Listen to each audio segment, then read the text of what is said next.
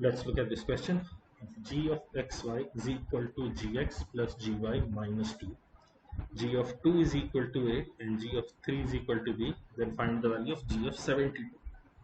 Okay, g72 can be written as g8 plus g9 minus 2. Why I have broken it down into g8 and g9 is because we've been given the value of 2 and 3 here. If I break it down into powers of 2 and powers of 3, my work should be easier.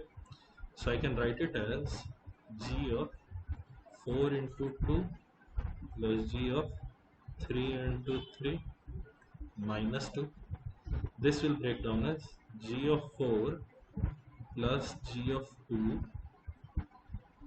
plus g of 3 plus g of 3. Now minus 2 from here, minus 2 from here, or minus 6 in total. I was carrying forward a minus 2, 1 from here, minus 6.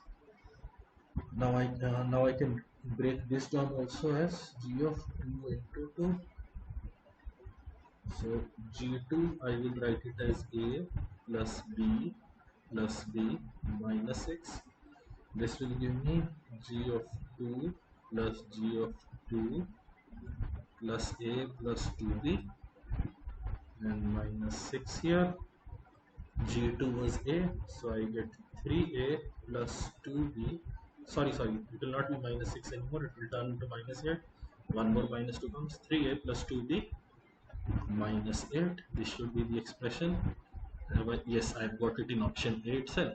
That will be my final answer.